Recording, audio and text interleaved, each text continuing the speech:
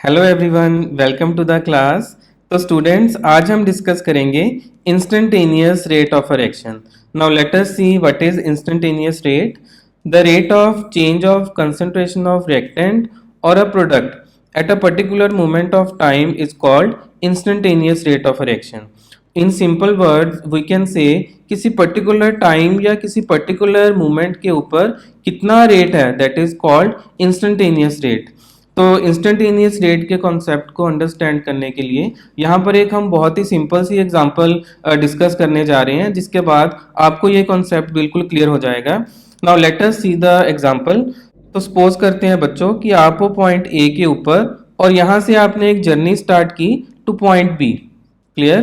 तो आपने ए पॉइंट से जर्नी स्टार्ट की टू पॉइंट बी। सपोज आपका जो स्टार्टिंग टाइम था, आपने जो अपनी जर्नी स्टार्ट की है वो स्टार्ट की है 10 AM और आप अपने डेस्टिनेशन पे पहुंचे हो एट 11 AM। क्लियर? यानी कि आपका जो टोटल टाइम है यहाँ पर दैट इज 1 आवर। आपने कितना टाइम लगाया? पूरा 1 आवर। और यहाँ से पॉइंट ए से पॉइंट बी तक का जो डिस्टेंस है वो हम सपोज कर लेते हैं कि जो टोटल डिस्टेंस आपने ट्रेवल किया दैट इज 50 किलोमीटर। क्लियर? तो बच्चों, अगर मैं आपसे पूछूं कि इस जर्नी की आपकी स्पीड क्या थी, तो वो आप कैसे फाइंड करोगे?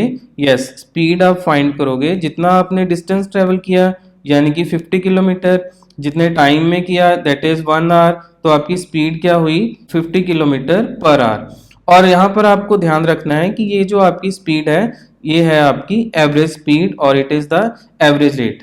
लेकिन बच्चों, यहाँ जो बात आपको अंडरस्टैंड करनी है वो ये है कि एवरेज स्पीड है जो आपकी, वो आपकी टोटल जर्नी की स्पीड है। यानी कि आपने ए पॉइंट से स्टार्ट होके पॉइंट बी तक कितनी स्पीड में आपने टोटल ट्रेवल किया? 50 किलोमीटर पर आवर।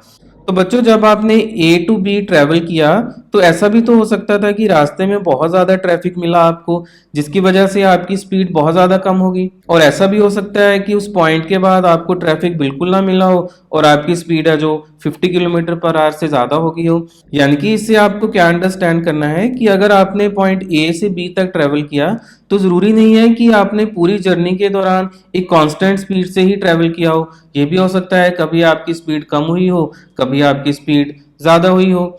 लेकिन बच्चों, अगर मैं आपसे पूछूं कि एट 10:30 AM आपकी स्पीड क्या थी, तो आपसे मैं कौन सी स्पीड की बात कर रहा हूँ? यस, मैं आपसे एवरेज स्पीड की बात नहीं कर रहा, मैं आपसे कौन सी स्पीड की बात कर रहा हूँ? इंस्टेंटेनियस स्पीड और इंस्टेंटेनियस रेट। तो बच्चों, आप जर्नी के दौरान अपनी इंस्टेंटेनियस स्पीड कहाँ से फाइंड करते हो? यस, वो हमें पता चलता है स्पीडोमीटर से। आपकी कार में, बाइक में स्पीडोमीटर है, तो आप जब ए पॉइंट से बी पॉइंट तक या कभी भी ट्रैवल करते हो तो आप अपनी जर्नी के दौरान जितनी बार भी स्पीडोमीटर को देखोगे दैट मीन्स आप कौन सी स्पीड चेक कर रहे हो? अपनी इंस्टेंटेनियस स्पीड। क्लियर? तो बच्चों, आप 10 AM से लेकर 11 AM तक जितनी बार भी आपने स्पीडोमीटर देखा तो आपने जर्नी की कौन सी स्पीड चेक की या कौन सी रेट चेक की? यस, इंस्टेंटेनियस रेट चेक की। तो बच्चों, आई होप कि आपको पता चल गया है एवरेज स्पीड और इंस्टेंटेनियस स्पीड में डिफरेंस। तो बच्चों, एवरेज रेट आपका टोटल जर्नी का रेट या टोटल जर्नी का स्पीड है, लेकिन जो हमारे पास इंस्टेंटेनियस रेट है वो किसी पर्टिकुलर टाइम पे या किसी पर्टिकुलर मोमेंट पे जो भी रेट होगा जो आपको स्पीडोमीटर से पता चलेगा that will be the instantaneous rate. तो बच्चों, ये तो एक डेली लाइफ एग्जांपल थी। अब हम क्या करेंगे? अब हम इंस्टेंटेनियस रेट का कॉन्सेप्ट अप्लाई करेंगे फॉर रिएक्शन। तो बने रहे मेरे साथ and let us discuss instantaneous rate of reactions. तो बच्चों, अब हम डिस्कस करते हैं instantaneous rate for chemical reactions और देखते हैं कि केमिकल रिएक्शंस के लिए इंस्टेंटेनियस रेट का क्या रोल है। तो हमारे पास है chemical reaction in which there is decomposition of hydrogen peroxide into water and oxygen.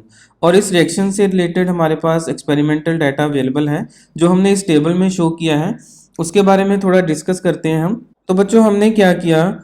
हमने इस रिएक्शन को ऑब्जर्व किया over a period of 24 hours at 40 degree Celsius और हमने नोट डाउन की concentration of H2O2 after every 6 hour. यानी कि starting में अगर हमारे पास कंसंट्रेशन थी 1 मोल पर लीटर, तो 6 आवर्स के बाद, फिर 12 आवर के बाद, 18 एंड 24 आवर्स के बाद हमने concentration of H2O2 note down की और वहां से हमने क्या रिजल्ट पाया जो आप भी देख रहे हो कि there is decrease in concentration of reactant. तो ये तो बहुत ही ऑब्वियस सा रिजल्ट था कि जब भी रेक्टेंट आर चेंज होगा प्रोडक्ट में, तो आर की कंसंट्रेशन तो डिक्रीज ही होनी है और पी की कंसंट्रेशन इंक्रीज होनी है। लेकिन बच्चों यहाँ पर जो आपने इंपॉर्टेंट पॉइंट नोट करना है वो ये है कि जो डिक्रीज है, देख रहे हो आप, जो डिक्रीज है वो नॉन यूनिफॉर्म डिक्रीज है।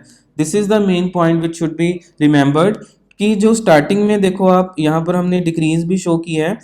स्टार्टिंग में डिक्रीज था 0.5 मोल पर लीटर का, उसके बाद 0.25, उसके बाद 0.15 एंड 0.062 मोल पर लीटर। तो यहाँ से आप देख सकते हो बच्चों कि जो डिक्रीज है वो स्टार्टिंग में डिक्रीज तो बहुत ज़्यादा हुआ है। इन दोनों का आप डिफरेंस देखो फर्स्ट 6 आवर में, तो स्टार्टिंग में तो डिक्रीज बहुत ज़्यादा हुआ है, लेकिन उसके बाद जो डिक्रीज ऑफ कंसंट्रेशन है वो कम होता चला गया। तो बच्चों यहाँ से आपको क्या पता चला कि जो decrease of concentration of reactant है वो क्या है बच्चों, नॉन यूनिफॉर्म है। और उसे हम जब ग्राफ में शो करते हैं, यानी कि रेक्टेंट की कंसंट्रेशन का डिक्रीज हम जब ग्राफ में शो करेंगे, तो वो ग्राफ एक कर्व होगा, वो एक स्ट्रेट लाइन नहीं होगा। तो this is the first point which you have to remember. तो बच्चों अगला जो इम्पोर्टेंट पॉइंट हम यहाँ पर डिस्कस करने जा रहे हैं कि अगर हमारे पास कंसंट्रेशन ऑफ रेक्टेंट का डिक्रीज नॉन यूनिफॉर्म है, तो what about the rate. Rate में क्या चेंज होगा, क्या रेट पूरी रिएक्शन में सेम होगा या रेट भी उसकी वजह से चेंज हो रहा है। तो आप गेस कर सकते हो कि अगर concentration of reactant non uniform speed के साथ चेंज हो रहा है, तो हमारे पास जो रेट होगा that should also be non uniform. इसको हम प्रूव करते हैं। तो बच्चों रेट ऑफ रिएक्शन का डाटा हमारे पास अवेलेबल है, वो हम सॉल्व भी करके देखते हैं कि अगर हम बात करें एवरेज रेट की, तो एवरेज रेट क्या है हमारे पास, नेगेटिव ऑफ डेल्टा आर यानी कि reactant upon delta T. Delta R की वैल्यू क्या होगी हमारे पास, R two minus R one upon T two minus T one. और आर टू क्या है हमारे पास, it is the final concentration. अगर हम फर्स्ट 6 आवर्स की बात करें यानी कि 0 to 6 आवर की बात करें, तो आर टू कितना होगा हमारे पास 0.5, और आर वन यानी कि इनिशियल कितना था 1.0 अपॉन 6 - 0।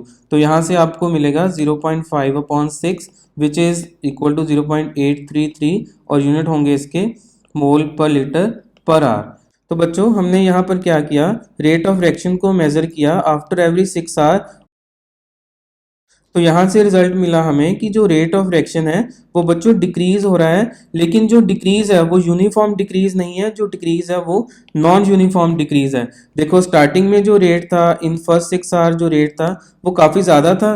तो अगर स्टार्टिंग में देखो आप, वैल्यू थी हमारे पास 0.08 और बाद में वैल्यू रहेगी हमारे पास 0.01, यानी कि 8 टाइम्स है जो रेट का डिक्रीज हो चुका है। सो इसका मीनिंग क्या है कि हमारे पास जो रेट है रिएक्शन का वो यूनिफॉर्म नहीं है, जो रेट है रिएक्शन का वो बच्चों क्या है, नॉन यूनिफॉर्म है। और धीरे धीरे क्या हो रहा है, जो रेट ऑफ रिएक्शन है वो डिक्रीज हो रहा है।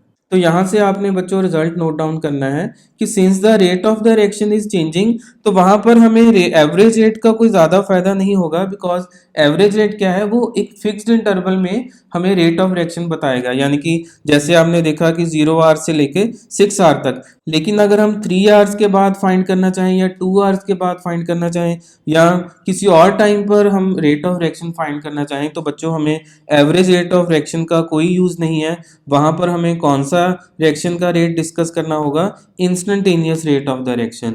तो दोबारा से मैं आपको बता रहा हूँ, because rate of the reaction is changing as the reaction proceeds, यानी कि rate of reaction is non uniform.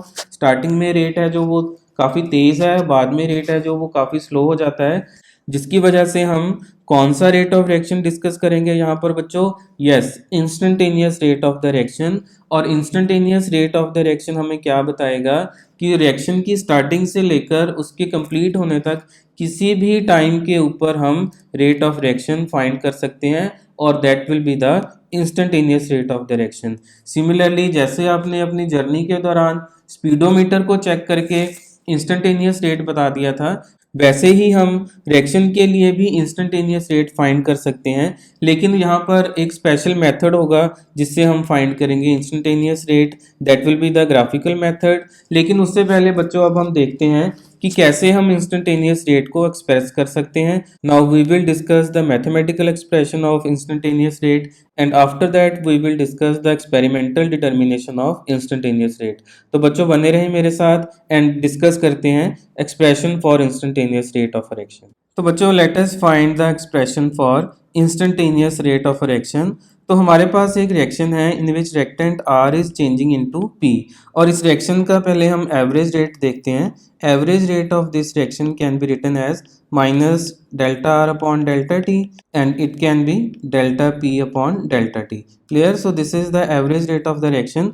तो बच्चों अभी हमने जो हाइड्रोजन पेरोक्साइड के लिए डिस्कशन की, तो वहाँ से हमने रिजल्ट निकाला कि जो हमारे पास रेट ऑफ रिएक्शन है दैट इज़ नॉट कांस्टेंट, वो कांस्टेंट नहीं है, वो क्या हो रहा है, rate of reaction is changing. तो यानी कि स्टार्टिंग में क्या था, रेट ऑफ रिएक्शन की वैल्यू काफ़ी ज़्यादा थी, फास्ट थी रिएक्शन, और बाद में धीरे धीरे वो रेट ऑफ रिएक्शन की वैल्यू क्या हो रही है, कम हो रही है, यानी कि रिएक्शन स्लो हो रही है। तो बच्चों इंस्टेंटेनियस रेट फाइंड करने के लिए हमें क्या करना होगा, ये जो हमारा टाइम इंटरवल है डेल्टा टी, वो हमें इतना स्मॉल लेना होगा कि जहाँ पर क्या हो जाए, रेट ऑफ रिएक्शन कांस्टेंट हो जाए। क्लियर? मैं दोबारा से आपको रिपीट कर रहा हूँ कि यहाँ पर हमें इंस्टेंटेनियस रेट फाइंड करने के लिए डेल्टा टी हमें इतना स्मॉल चाहिए, इतना स्मॉल लेना होगा कि रेट ऑफ रिएक्शन उस स्मॉल डेल्टा टी यानी कि टाइम इंटरवल के ऊपर रेट ऑफ रिएक्शन क्या बन जाए, कांस्टेंट बन जाए। तो बच्चों हम कितना स्मॉल डेल्टा टी ले सकते हैं? यस, हम डेल्टा टी ले सकते हैं कि वो जीरो को अप्रोच करे, यानी कि टाइम इंटरवल इतना स्मॉल हो कि वो जीरो को अप्रोच करने लगे, then we can calculate instantaneous rate of a reaction. तो बच्चों जब हम इस एवरेज रेट की एक्सप्रेशन में, ये है हमारे पास एवरेज रेट का एक्सप्रेशन, जब हम इस डेल्टा टी की लिमिट लेंगे कि delta T should approach zero, तो बच्चों ये जो एक्सप्रेशन है हमारे पास delta R upon delta T, ये कन्वर्ट हो जाएगा हमारे पास minus D R upon D T, and this is the derivative of R with respect to time. तो बच्चों यहाँ पर हमने क्या किया, डेल्टा आर को रिप्लेस कर दिया डी आर के साथ एंड डेल्टा टी को रिप्लेस कर दिया डी टी के साथ। ये एक मैथमेटिकल टर्म है which is called derivative of R with respect to time. तो बच्चों यहाँ पर जो डी आर है ये बहुत ही स्मॉल यानी कि इनफाइनाइटली स्मॉल वैल्यू है चेंज ऑफ कंसंट्रेशन, और जो हमारे पास डी टी है it is infinitely small change in time. तो बच्चों यही है हमारे पास expression for instantaneous rate of the reaction, यानी कि इंस्टेंटेनियस रेट में बच्चों जो हमारे पास डेल्टा टी है वो इतना ज़्यादा स्मॉल टाइम इंटरवल होगा कि उसके ऊपर जो रेट ऑफ रिएक्शन होगा वो ऑलमोस्ट कांस्टेंट ही माना जाएगा, and that will be called change of concentration of reactant eight a particular moment. Clear? तो बच्चों इंस्टेंटेनियस रेट ऑफ रिएक्शन हम लिख सकते हैं इस पर्टिकुलर रिएक्शन के लिए, तो यहाँ पर हम लिख सकते हैं negative D R upon D T, यानी कि small change in concentration of R in a very small time interval, and we can write D P upon D T, यानी कि small change in concentration of P in a small time period D T. So this is the expression for instantaneous rate of the reaction. तो बच्चों यहाँ पर आपने दो important points को note down करना है कि इंस्टेंटेनियस स्टेट में जो हमारे पास चेंज ऑफ टाइम इंटरवल है that is very very small, it is approaching zero. और दूसरी बात आपने याद रखनी है कि हमने यहाँ पर जो कंसंट्रेशन है वो डेल्टा आर की बजाय क्या लिखनी है, we will use D R. So delta R is a bigger change in concentration and D R ये क्या है, it is infinitely small change in the concentration of reactant, और यहाँ पर हम कंसंट्रेशन ऑफ प्रोडक्ट भी यूज कर सकते हैं। Clear? So this is how you express instantaneous rate of the reaction. तो बच्चों अब बात करेंगे हम कि इंस्टेंटेनियस रेट ऑफ रिएक्शन को हम फाइंड कैसे कर सकते हैं। तो हमारे पास एक ग्राफिकल मेथड है जिससे हम फाइंड कर सकते हैं instantaneous rate of any reaction. Now let us discuss the experimental determination of instantaneous rate. तो बच्चों instantaneous rate of a reaction can be calculated using graphical method. तो उसके लिए suppose a reaction in which reactant R is changing into P and we have to plot the graph between concentration and time. Clear? तो हम plot कर सकते हैं graph with change in concentration of reactant with time, or we can plot the graph with change in concentration of product with time. यहाँ पर हमने particularly change in concentration of reactant का graph plot किया है with time. Clear? तो हमारे पास है जो graph, it is showing the decrease in concentration of reactant as there is increase of time. तो बच्चों इंस्टेंटेनियस रेट फाइंड करने के लिए आपको क्या करना होगा, आपको कुछ पर्टिकुलर स्टेप्स फॉलो करने होंगे। सबसे पहले आपको बच्चों टाइम डिसाइड करना होगा, the moment at which you want to find the instantaneous rate of the reaction. Clear? तो उसके बाद उस टाइम के कॉरस्पॉन्डिंग हमारे पास जो ग्राफ में कर्व है उस पर हम क्या करेंगे, उस पर हम एक टेंजेंट ड्रॉ करेंगे, and after drawing the tangent जो हमारा टेंजेंट होगा उसकी जो स्लोप होगी slope of the tangent, that will give you the instantaneous rate of direction. Clear?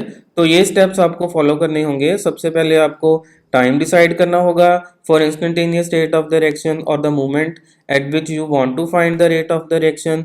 उसके बाद उसके कॉरस्पॉन्डिंग आपको कर्व पे एक टेंजेंट ड्रॉ करना होगा. तो टेंजेंट आपको बच्चों पता है कि वो कर्व को सिर्फ एक पॉइंट पर ही टच करेगी. तो उसके बाद बच्चों जो हमारे पास टेंजेंट होगा विच इज़ अ स्ट्रेट लाइन, उसकी स्लोप फाइंड करनी होगी और जो स्लोप होगी उसकी वैल्यू हमारे पास आएगी बन के इंस्टेंटेनियस रेट ऑफ डायरेक्शन. तो बच्चों अगर हम इस पर्टिकुलर ग्राफ की बात करें तो ये है हमारे पास graph which is showing a hypothetical reaction in which R is changing into P. और बच्चों हम फाइंड करना चाहते हैं यहाँ पर instantaneous rate of direction at T is equal to 30 minute. तो यहाँ पर इस ग्राफ में टाइम हमने मिनट्स में प्लॉट किया है और हम फाइंड करना चाहते हैं instantaneous rate of this reaction when time is equal to 30 minute. तो हमने टाइम सेलेक्ट किया 30 मिनट. तो उसके बाद बच्चों हम क्या करेंगे, we will draw a tangent and the tangent is A B. तो टेंजेंट हमारे पास लाइन है, एक स्ट्रेट लाइन है विच इज ए बी, जो इस कर्व को टच कर रही है एट पॉइंट एक्स. तो ये जो बच्चों टेंजेंट है A B which is a straight line, the slope of this tangent will give us the instantaneous rate of direction. Now अब देखते हैं कि हम slope को कैसे find करेंगे. The slope of straight line can be calculated from tan theta. तो बच्चों उसके लिए हम राइट एंगल ट्राइंगल कंसिडर करेंगे O A B in which our tangent A B will act as hypotenuse. तो इस ट्राइंगल में जो tan थीटा होगा, tan थीटा की वैल्यू होगी परपेंडिकुलर अपॉन बेस. तो यहाँ पर परपेंडिकुलर है हमारे पास ओ ए और जो हमारे पास बेस है that is O B. Clear? So this is the slope of this tangent A B और यही होगा हमारे पास इंस्टेंटेनियस रेट ऑफ डायरेक्शन, यानी कि instantaneous rate of direction will be equal to O A upon O B. Because बच्चों जो ओ ए होगा वो क्या रिप्रेजेंट करेगा, वो रिप्रेजेंट करेगा कंसंट्रेशन और जो ओ बी होगा वो क्या रिप्रेजेंट करेगा, time. When we draw the tangent at point X, यानी कि एक पर्टिकुलर टाइम पर जब हम टेंजेंट ड्रॉ करेंगे तो यहाँ से एक पर्टिकुलर कंसंट्रेशन की वैल्यू और एक पर्टिकुलर टाइम की वैल्यू आएगी और उसकी रेशो को हम बोलेंगे instantaneous rate of direction. So this is how you calculate instantaneous rate of direction. Clear? तो अगर आप चाहो कि आप फाइंड करना चाहते हो rate of direction at T equal to 40 minute, यानी कि इस टाइम पर अगर आप फाइंड करना चाहते हो तो वहां पर क्या होगा, आपको इसके कॉरस्पॉन्डिंग यहाँ पर एक टेंजेंट ड्रॉ करना होगा. अगेन एक नया टेंजेंट बनेगा, फिर आप उस टेंजेंट की स्लोप फाइंड करोगे and then you can find the instantaneous rate, यानी कि rate of the reaction when time is equal to 40 minute. तो बच्चों इस तरह आप स्टार्टिंग से लेकर रिएक्शन की एंड तक किसी भी टाइम पर रेट ऑफ द रिएक्शन यानी कि instantaneous rate of the reaction find कर सकते हो with the help of slope of the tangent. तो यहाँ पर बच्चों एक और बात आपने ध्यान रखनी है कि ये जो हमारे पास टेंजेंट है ए बी, इसकी जो स्लोप होगी वो नेगेटिव स्लोप होगी because there is decrease of concentration with time. तो ये जो लाइन होगी इसकी जो स्लोप होगी वो नेगेटिव स्लोप होगी. तो बच्चों हम अपने रिजल्ट को जनरलाइज कर सकते हैं कि जो इंस्टेंटेनियस रेट ऑफ रिएक्शन होगा, instantaneous rate in terms of what, in terms of reactant, यानी कि minus D R upon D T, ये किसके इक्वल होगा, it will be equal to negative slope of tangent. Clear? Because यहाँ पर जो slope होगा वो नेगेटिव होगा. अगर हम पहले ही वहाँ पर नेगेटिव साइन लगा देंगे तो वो नेगेटिव नेगेटिव पॉजिटिव हो जाएगा, यानी कि जो हमें रेट का रिजल्ट मिलेगा वो तो पॉजिटिव ही होगा.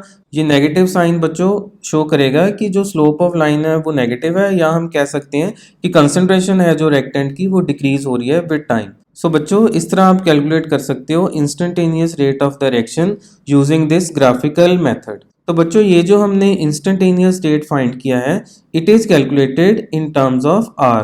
तो अगर आप चाहो कि आप फाइंड करना चाहते हो instantaneous rate of direction in terms of product, तो आप प्रोडक्ट की टर्म्स में भी फाइंड कर सकते हो. तो उसके लिए हमें ग्राफ भी दूसरा यूज करना होगा that will be in terms of product. Now let us discuss the instantaneous rate of direction in terms of products. तो बच्चों अब हम डिस्कस करते हैं instantaneous rate of direction in terms of concentration of product. As you know, as the reaction proceeds, there is decrease in concentration of reactant, therefore there will be increase in concentration of product. जो हमने graph यहाँ पर बनाया है वो यही जो हमारे पास प्रोडक्ट P है उसकी कंसंट्रेशन के इंक्रीज को रिप्रेजेंट कर रहा है. और यहाँ से एक बात आपने फिर दोबारा से नोटिस करनी है कि जो increase of concentration of product है that is also non uniform. Clear? तो देखो यहाँ पर स्टार्टिंग में जो है कंसंट्रेशन का इंक्रीज काफी तेजी से हुआ, उसके बाद जो इंक्रीज है वो थोड़ा कम हो गया और towards the end of the reaction जो हमारे पास increase in concentration of P है वो कांस्टेंट हो चुका है, यानी कि रिएक्शन कंप्लीट हो चुकी है। तो बच्चों अगर हमें फाइंड करना हो instantaneous rate of the reaction at time T, तो हम क्या करेंगे, इसके कॉरस्पॉन्डिंग इस कर्व पर एक पॉइंट लेंगे दैट विल बी एक्स, और एक्स पॉइंट पर हम एक टेंजेंट ड्रॉ करेंगे और हमारा जो टेंजेंट है that is A B. Clear, जो इस कर्व को इस पॉइंट एक्स पर टच कर रहा है। और आपको पता है कि जो इसकी स्लोप हो गई, टेंजेंट की स्लोप होगी, टेंजेंट है जो स्ट्रेट लाइन है, इसकी जो स्लोप होगी that will give you the instantaneous rate of the reaction. तो आपको पता है बच्चों की स्लोप फाइंड की जा सकती है टेन थीटा की हेल्प के साथ। जो इस राइट एंगल ट्रायंगल में टेन थीटा होगा that will be equal to perpendicular which is O B upon base which is O A. So clear है आपको कि जो ओ बी है वो हमें क्या देगा, यहाँ पर एक कंसंट्रेशन की वैल्यू देगा, और जो ओ ए है उसकी लेंथ हमें क्या देगी, टाइम की वैल्यू देगी। तो जब हम ओ बी अपॉन ओ ए करेंगे यानी कि कंसंट्रेशन अपॉन टाइम हो जाएगा, तो वहां से क्या आएगा बच्चों, वहां से आएगा हमारे पास instantaneous rate of the reaction, और वो होगा इन टर्म्स ऑफ पी। तो कैसे लिख सकते हैं हम उसे, instantaneous rate of the reaction will be equal to slope of tangent. Clear. तो यहाँ पर एक और बात आपने ध्यान रखनी है कि यहाँ पर जो ग्राफ है वो इंक्रीज हो रहा है ना टाइम के साथ, यानी कि जो स्लोप होगा that will be positive in nature, और हम लिख सकते हैं instantaneous rate equal to D P upon D T, यानी कि change in concentration of P upon time that will be equal to slope of tangent. Clear, जो tangent है यहाँ पर ग्राफ में कर्व के साथ हमने जो ड्रॉ किया है, slope of the tangent will give you the instantaneous rate of the reaction. तो बच्चों देखा आपने, इस तरह आप फाइंड कर सकते हो instantaneous rate of the reaction in terms of products at any time. तो इस ग्राफ में से आप कोई भी टाइम चूज कर सकते हो, इस टाइम एक्सिस से कोई भी टाइम चूज करके आप कॉरस्पॉन्डिंग एक टेंजेंट ड्रॉ कर सकते हो, और उसकी जो स्लोप होगी that will give you the instantaneous rate of the reaction. Clear. तो चलिए अब हम लिखते हैं instantaneous rate of the reaction for some reactions. तो बच्चों फर्स्ट एग्जांपल हम लिख रहे हैं, formation of ammonia N2 plus 3H2 will form 2NH3। तो बच्चों यहाँ पर हम इंस्टेंटेनियस रेट है जो वो लिख सकते हैं in terms of N2H2 as well as NH3। यहाँ पर स्टोइचियोमेट्रिक कोएफिशिएंट्स भी हमें कंसिडर करने होंगे, उनसे डिवाइड करना होगा। तो क्या होगा बच्चों, इंस्टेंटेनियस रेट होगा that will be equal to minus of d of N2 upon dt, यानी कि small change in concentration of nitrogen upon small value of time taken. Similarly, it will be equal to minus 1 by 3 of d of H2 upon dt, and it will be equal to 1 by 2 of d of NH3 upon dt. So this is how you write the instantaneous rate of the reaction. वही formula है जो हम average rate के लिए लिखते हैं, लेकिन average rate में हम यूज़ करते हैं डेल्टा, और यहाँ पर हम यूज़ करते हैं डी, यानी कि अगर वहाँ पर लिखेंगे हम डेल्टा आर, यहाँ पर लिखेंगे हम डी आर, वहाँ पर लिखेंगे डेल्टा टी, यहाँ पर लिखेंगे D T. So this is the difference between average rate of the reaction and instantaneous rate of the reaction. तो बच्चों यहाँ पर एक और बात हम इम्पॉर्टेंट डिस्कस करने लगे हैं, आप लोग ध्यान रखना होगा इन न्यूमेरिकल्स, कि अगर मैं बात करूँ rate of disappearance of N2, clear, तो उसकी एक्सप्रेशन क्या होगी, तो उसकी एक्सप्रेशन होगी minus D of N2 upon D T. Clear. So sometimes लिखा होता है हमारे पास rate of disappearance of N2, तो उसकी एक्सप्रेशन हम आपने क्या लिखनी है, minus D of N2 upon D T. और अगर हमें फाइंड करना हो rate of appearance of NH3, rate of appearance of NH3, ये आप समझ लेना, RO is rate of appearance of NH3, तो उसका एक्सप्रेशन क्या होगा, वो हम लिख सकते हैं rate of appearance of NH3 will be equal to D of NH3 upon D T. Clear. तो यहाँ पर आपको स्टोइचियोमेट्रिक कोएफिशिएंट लिखने की जरूरत नहीं है, बिकॉज यहाँ पर हम सिर्फ किसकी रेट लिख रहे हैं, rate of appearance of NH3 लिख रहे हैं। लेकिन बच्चों जब आपको पूरी इक्वेशन की इंस्टेंटेनियस रेट या एवरेज रेट लिखनी होगी, यानी कि सभी रेट्स को इक्वल करना होगा, यहाँ पर इक्वल टू का साइन देखो हमने लगाया है, तब आपको क्या करना होगा, तब आपको स्टोइचियोमेट्रिक कोएफिशिएंट से डिवाइड करना होगा। क्लियर। तो हम इसको कैसे प्रोनाउंस करेंगे बच्चों, ये आप ध्यान से सुनो, D of minus D of N2 upon D T, this is rate of disappearance of N2 is equal to minus 1 by 3 dH2 of dt, यानी कि it is equal to 1 by 3 of disappearance of H2. Similarly, it is equal to 1 by 2 of d of NH3 upon dt, तो इसे हम कैसे बोलेंगे, it is equal to 1/2 of rate of appearance of NH3। Clear. तो ये इन बातों का आपने ध्यान रखना है while solving the numericals. So clear है।